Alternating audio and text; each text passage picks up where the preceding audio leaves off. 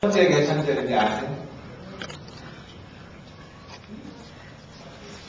원래 우리 서기에다가 2333을 더하면 되니까 지금 개천절이 4343번째 개천절입니다.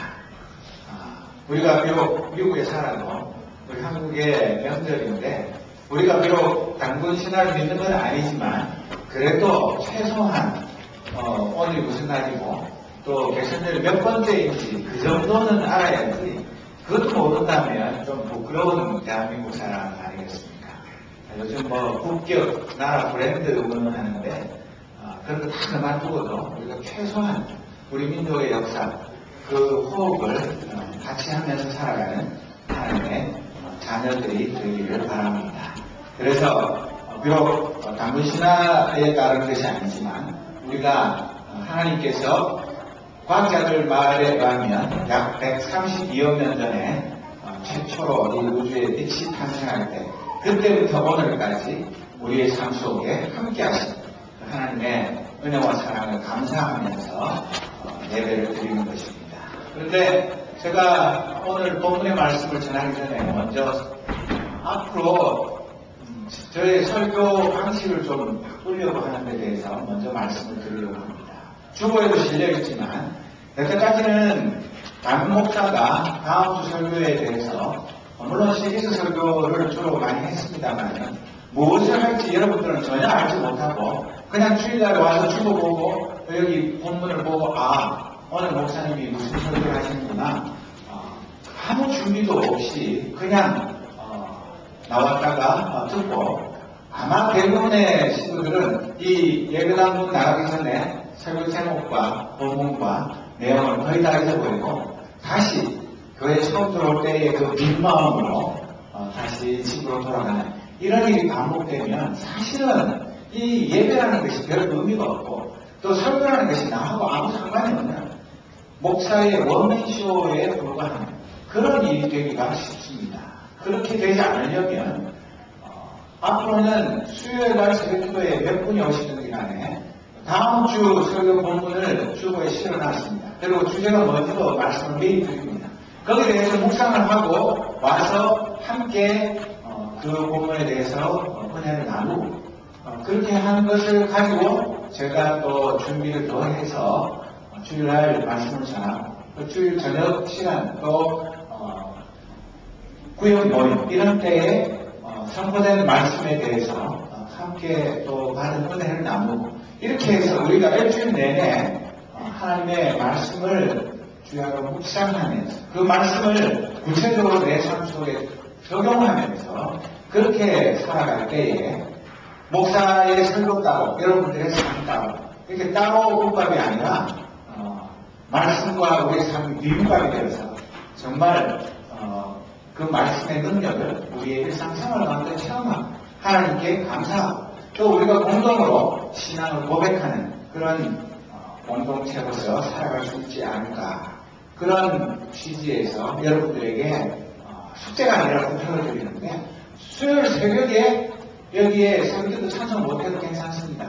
저한테 이메일 보내시든 전화를 하시든 트위터로 짧은 글 남기시든 간에 그 본문에 대해서 내가 받은 은혜 아니면 궁금한 거 하시고 싶은 얘기 한 줄이라도 괜찮으니까 꼭 좀 보내주시고 함께 만들어가는 설교 그것이야말로 우리 모두에게 주신 하나님의 음성이지 나 혼자 끄덕거리면서 다음 주일 설교에 대해서 준비해가지고 아무리 밤을 새워가면서 땀을 흘려서 준비해보는들 여러분들의 적극적인 동참이 없으면 아무 소용이 없습니다. 그렇기 때문에 여러분들이 앞으로 어떤 부분에 대해서 설교해 주시면 좋겠습니다. 어떤 게 궁금합니다. 적극적인 제안도 해주십시오.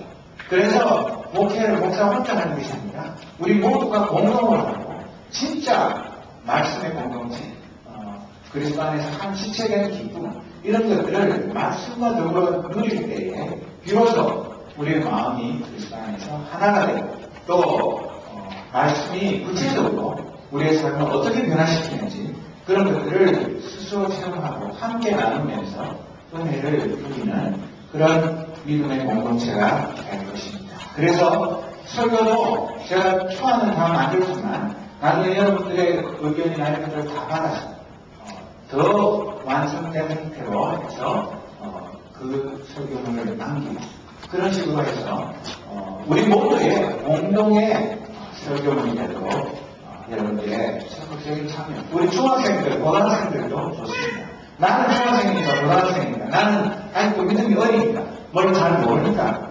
괜찮습니다. 서툴러도 괜찮고 틀려도 괜찮고 뭐 무슨 얘기든 좋으니까 일단 다음 주에 설교되는 본문을 미리 적어놨으니까 그것을 꼭 읽고 그 말씀이 나에게 뭐라고 말씀하는지 거기에 대해서 귀 기울여서 그 받은 은혜를 미리 저와 함께 나누고 주일날 나누고 또 주중에 나누는 우리 모두가 되었으면 좋겠습니다.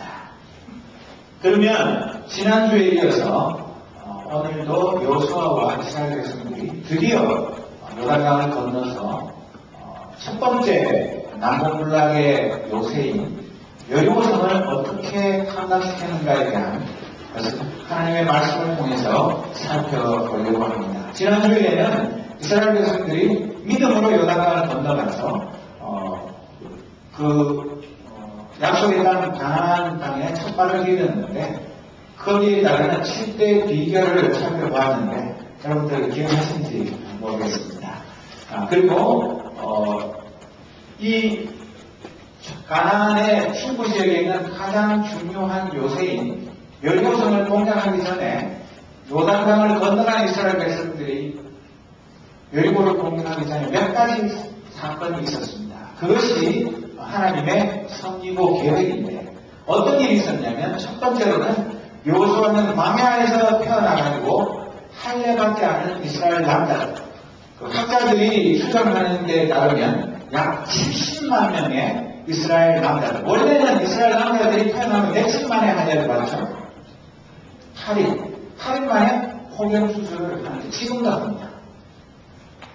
전쟁이 나든 무슨 일이 벌어지는 간에 남자아이가 태어나면 무조건 8일 만에 할례를 하는데 이 40년 동안 광야 생활하면서 할례를 못 받은 이스라엘 백성이 약 70만 명이나 되는데 그 약속의 땅에 들어가서 하나님의 백성으로 살기 전에는 다시 아브라함과 언약을 맺을 때에 이스라엘 백성 남자들은 무조건 할례를 받지 않으면 하나님 백성에서부터 끊어지는 그런 약속을 했기 때문에 무조건 할례를 받아야 되는데 무려 70만 명, 아마 역사상 전부 공부하는 겁니다.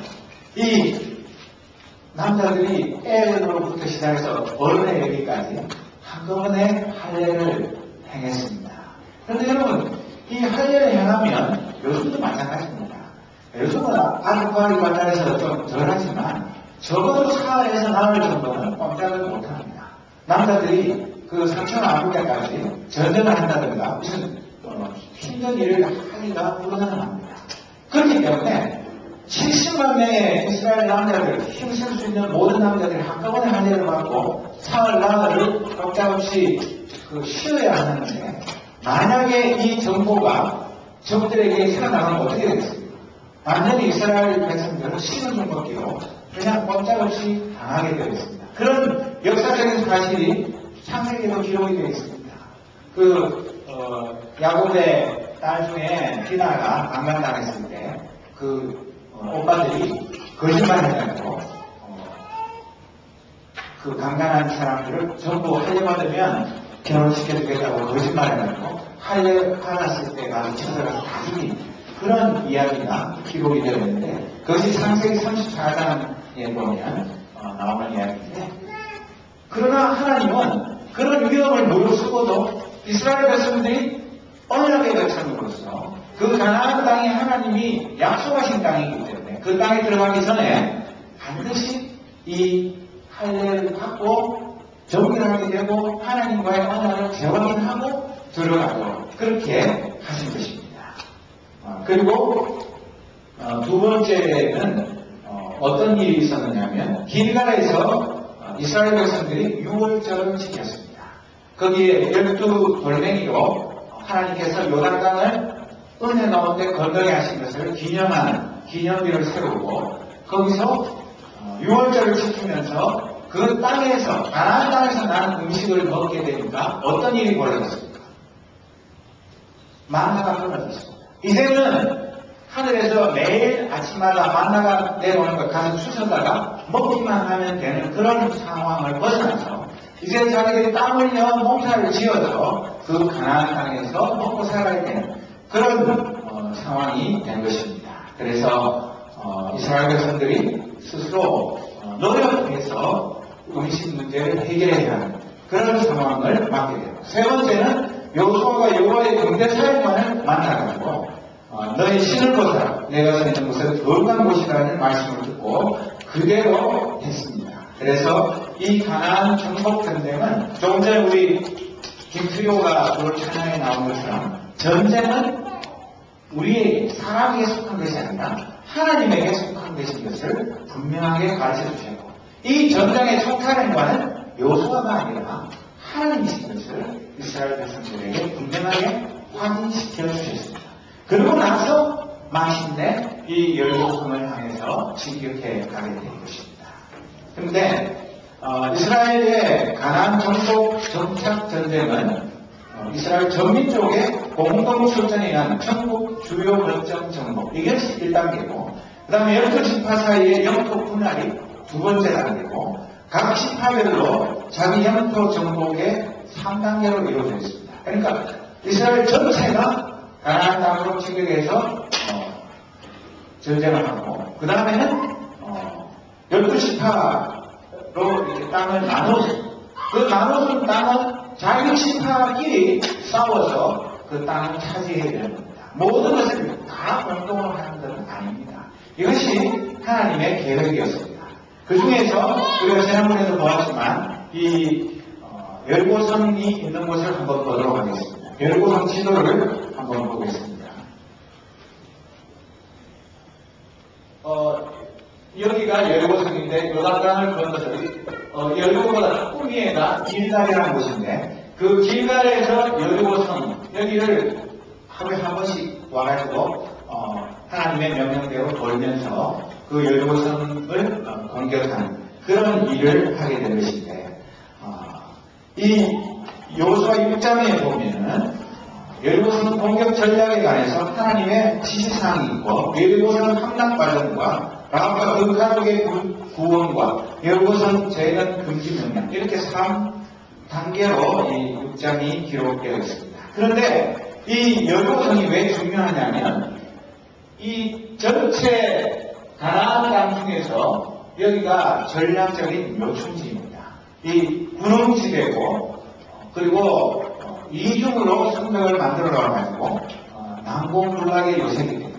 여기를 점령하면 여기가 중부 지역인데 이 가나안 땅 전체를 공격하는 교두보를 형성할 수 있기 때문에 여기를 공격해서 점령하느냐 못하느냐가 가나안 정복에 아주 중요한 요충지이기 때문에 그렇습니다.